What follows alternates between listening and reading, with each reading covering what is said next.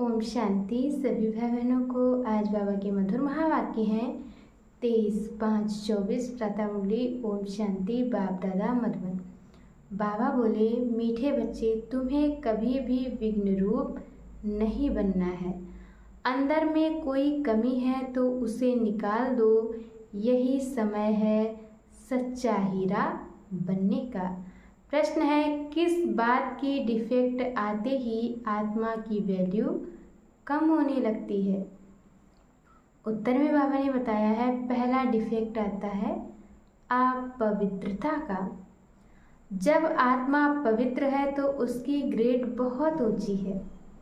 वह अमूल्य रत्न है, नमस्ते लायक है। इम्प्योरिटी का थोड़ा भी डिफेक्ट वैल्यू को खत्म कर देता है। यानी कि आत्मा जब तक पवित्र है तब तक उसकी वैल्यू बहुत होती है। वो अमूल्य रत्न है, नमस्ते के लायक है। लेकिन अगर अपवित्रता की थोड़ी सी भी डिफेक्ट आती है तो वो उसकी वैल्यू को खत्म कर देता है। और अब तुम्हें बाप समान एवर प्योर हीरा बनना है। बाबा आया है तुम्हें आप समान पवित्र बनाने। पवित्र बच्चों को ही एक बाप की याद सताएगी। बाप से अटूट प्यार होगा, कभी किसी को दुख नहीं देंगे, बहुत मीठे होंगे। ओम शांति। डबल ओम शांति भी कह सकते हैं, बच्चे भी जानते हैं और बाप दादा भी जानते हैं।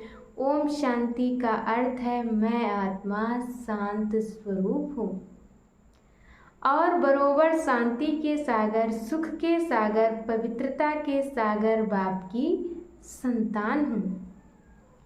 पहले पहले है पवित्रता का सागर। पवित्र बनने में ही मनुष्यों को तकलीफ होती है। पवित्र बनने में ही मनुष्यों को तकलीफ होती है और पवित्र बनने में बहुत ग्रेड्स हैं। हर एक बच्चा समझ सकता है, ये भी ग्रेड्स बढ़ती जाती हैं। अभी हम संपूर्ण बने नहीं हैं। कहाँ ना कहाँ कोई में किस प्रकार की डिफेक्ट जरूर है। यानी किसी में भी किसी प्रकार से, किसी में किसी प्रकार से कोई ना कोई कमी है।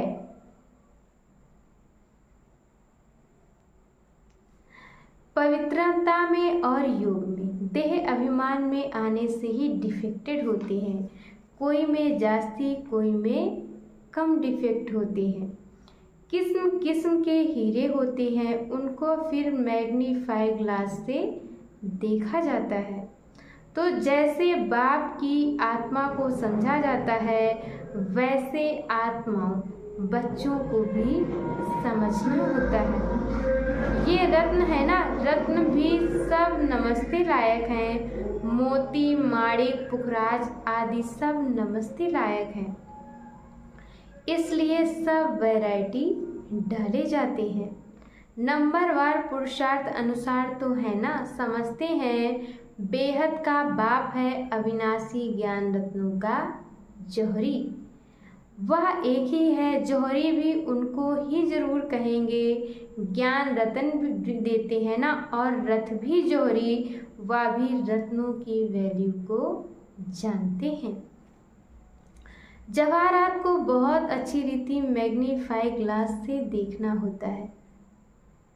इसमें कहाँ तक डिफेक्ट है, ये कौन सा रत्न है, कहाँ तक सर्विसेबल है। दिल होती है रत्नों को देखने की। अच्छा रत्न होगा तो उसको बहुत प्यार से देखेंगे। ये बड़ा अच्छा है, इसको तो सोने की डिब्बी में रखना चाहिए। पुखराज आदि को सोने की डिब्बी में नहीं रखा जाता है। यहाँ भी जैसे बेहद के रत्न बनते हैं, हर एक अपने दिल को जानते हैं मैं किस प्रकार का रत्न हूँ, हमारे में कोई डिफेक्ट तो नहीं है। जैसे जवाहरात को अच्छी रीति देखा जाता है, वैसे हर एक को देखना पड़ता है।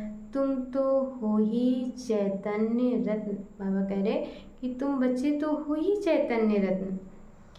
हर एक को अपने को देखना है, हर एक को अपने आप को देखना है। हम कहाँ तक सब्ज परी नीलम परी बने हैं। जैसे फूलों में भी कोई सदा गुलाब, कोई गुलाब कोई कैसे होते हैं। तुम्हारे में भी नंबरवार है, हर एक अपने को अच्छी रीति जान सकते हैं। अपने को देखो सारा दिन क्या किया, बाबा को कितना याद किया। ये भी बाबा ने कह दिया है कि गृहस्थ व्यवहार में रहते हुए बाप को याद करना है। बाबा ने नारद को भी कहा अपनी शक्ल को देखो। ये भी एक दृष्टांत है। तुम जो बच्चे हो एक एक को अपने को अच्छी रीति देखना है, जांच करनी है कि जिस बाप द्वारा हम हीरे बनते हैं उनके साथ हमारा लव कहाँ तक है, कि जिन बाप के द्वारा हम हीरे बनते हैं उनसे हमारा प्रेम कहाँ तक है और कोई तरफ वृत्ति तो नहीं जाती है। कहाँ तक मेरा दैवी स्वभाव है। स्वभाव भी मनुष्य को बहुत सताता है। हर एक को तीसरा नेत्र मिला है, उनसे अपनी जांच करनी है। कहाँ तक मैं बाप की याद में रहता हूँ, कहाँ तक मेरी याद बाप को पहुँचती है। उनकी याद में रह रोमांच एकदम खड़े हो जाने चाहिए, परंतु बाप खुद कहते हैं माया के विघ्न ऐसे हैं जो खुशी में आने नहीं देते हैं। बच्चे जानते हैं अभी हम सब पुरुषार्थी हैं, रिजल्ट तो पिछाड़ी में निकलनी है, अपनी जांच करनी है। फ्लो आदि अभी तुम निकाल सकते हो, एकदम प्योर डायमंड बनना है। अगर थोड़ा भी डिफेक्ट होगा तो समझ जाएंगे हमारी वैल्यू भी कम होगी। अगर थोड़ा सा भी डिफेक्ट होगा, कमी होगी, कमजोरी होगी तो समझ जाएंगे कि हमारी वैल्यू भी कम होगी। हम रत्न है ना। बाप तो समझाते हैं बच्चे एवर प्योर वैल्यूएबल हीरा बनना है। पुरुषार्थ कराने लिए भिन्न भिन्न प्रकार से बाप समझाते हैं। आज योग के समय बीच में बाप दादा संदली से उठकर सभा के बीच में चक्र लगाए एक एक बच्चे से नैन मुलाकात कर रहे थे। बाबा आज क्यों उठे? देखने के लिए कि कौन कौन सर्विस एबल बच्चा है, क्योंकि कहाँ कोई बैठे रहते हैं। तो बाबा ने उठकर एक एक को देखा। इनमें क्या गुण है, इनमें कितना लव है। सब बच्चे सम्मुख बैठे हुए हैं तो सभी बहुत प्यारे लगते हैं, परंतु ये तो जरूर है नंबरवार पुरुषार्थ अनुसार ही प्यारे लगेंगे। बच्चों को तो मालूम है क्या क्या किसमें डिफेक्ट है, क्योंकि जिस तन में बाप ने प्रवेश किया है वह भी अपनी जांच करते हैं। ये दोनों बाप दादा इकट्ठा है ना, तो जितना जितना जो औरों को सुख देते हैं, कोई को दुख नहीं देते हैं, वह छिपे हुए नहीं रह सकते हैं। गुलाब मोतिया कब छिपे नहीं रह सकेंगे। बाप सब बच्चों को समझाए फिर बच्चों को कहते हैं मामी कम याद करो तो तुम्हारी घात निकल जाए। याद करने समय सारे दिन में जो कुछ किया है वह भी देखना है। मेरे में क्या अवगुण है जो बाबा की दिल पर इतना नहीं चढ़ सकते। दिल पर सो तख्त पर। तो बाप उठकर बच्चों को देखते हैं हमारे तख्त के वासी कौन कौन बनने वाले हैं। जब समय नज़दीक आता है तो बच्चों को झट मालूम हो जाता है कि हम कहाँ तक पास होंगे। नापास होने वाले को पहले से ही मालूम पड़ जाता है कि हमारे मार्क्स कम होंगे। तुम भी समझते हो हमको मार्क्स तो मिलने हैं, हम स्टूडेंट हैं। किसके? भगवान के जानते हैं, वह इस दादा द्वारा पढ़ाते हैं। तो कितनी खुशी होनी चाहिए, बाबा हमको कितना प्यार करते हैं, कितना मीठा है। तकलीफ तो कोई देते नहीं, सिर्फ कहते हैं इस चक्र को याद करो, पढ़ाई कोई जास्ती नहीं है, एम ऑब्जेक्ट सामने खड़ा है। ऐसा हमें बनना चाहिए, दैवी गुणों की एम ऑब्जेक्ट है। तुम दैवी गुण धारण कर इन जैसा पवित्र बनते हो। बाबा कहे तुम दैवी गुण धारण कर इन जैसा पवित्र बनते हो, तभी माला में पिरोई जाते हो। बेहद का बाबा हमको पढ़ाते हैं, खुशी होती है ना। बाबा जरूर आप समान प्योर नॉलेजफुल बनाएंगे, इसमें पवित्रता, सुख, शांति सब आ जाती है।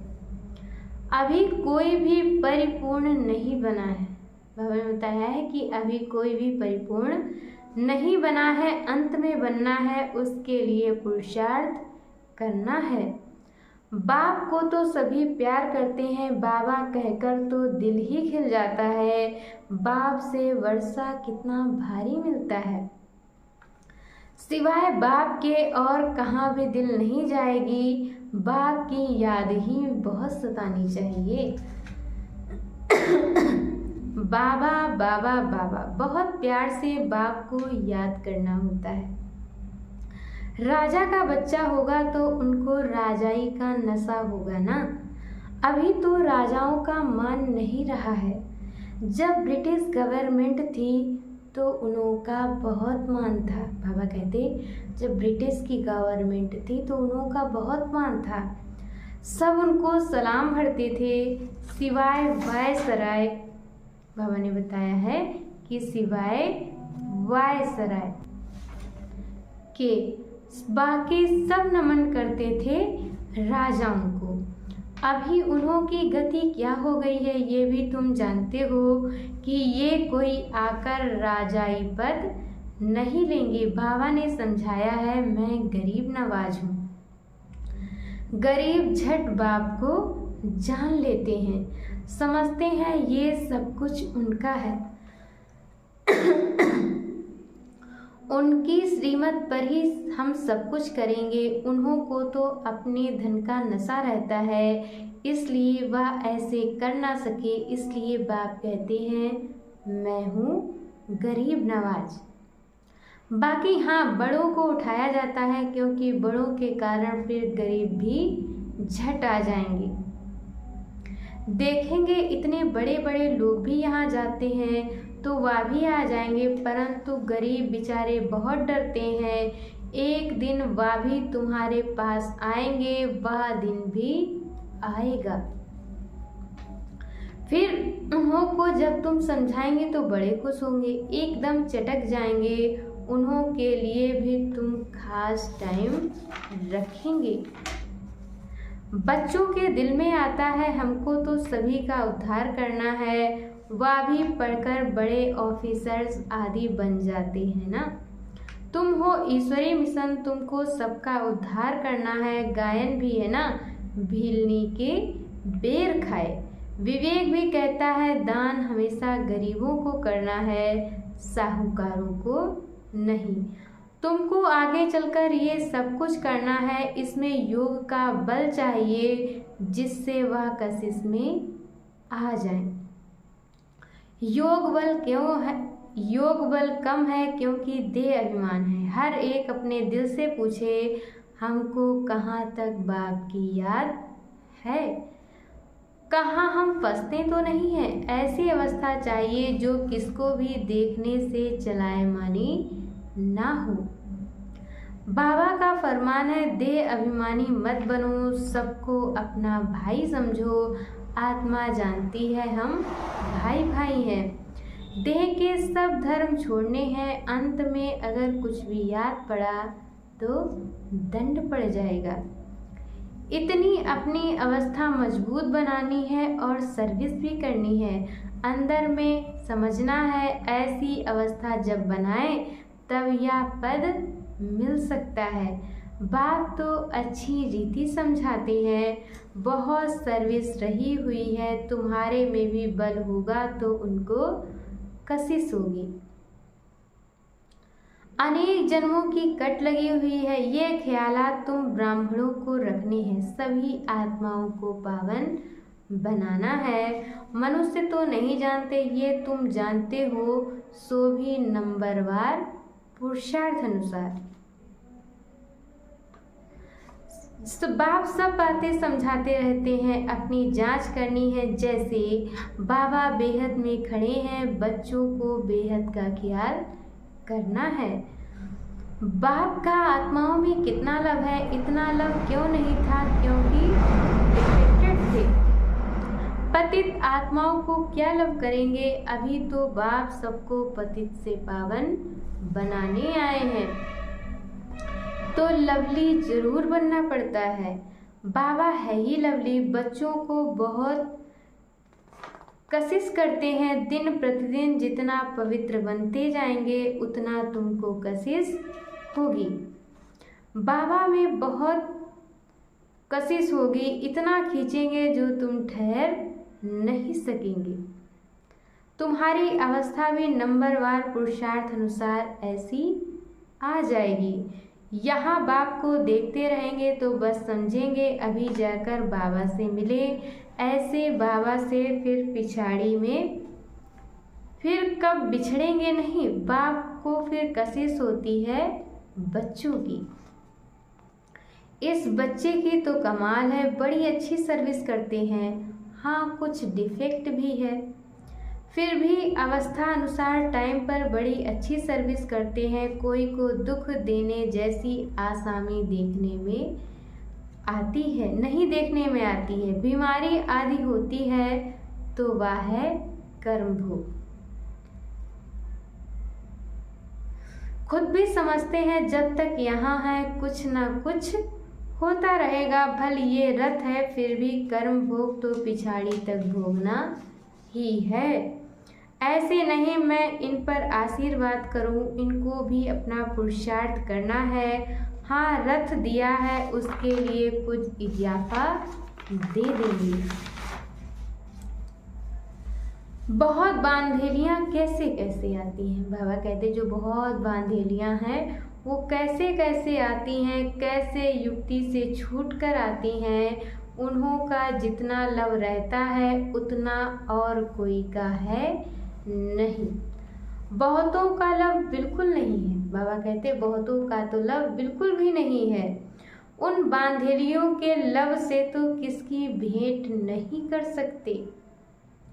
बांधेलियों का योग भी कोई कम मत समझना। बहुत याद में रोती हैं, बाबा ओ बाबा कब हम आपसे मिलेंगे। बाबा विश्व के मालिक बनाने वाले बाबा, आपसे हम कैसे मिलेंगे। ऐसी ऐसी बांधेलियाँ हैं जो प्रेम के आंसू बहाती रहती हैं। वह उनके दुख के आंसू नहीं हैं, वह आंसू प्यार के मोती बन जाते हैं।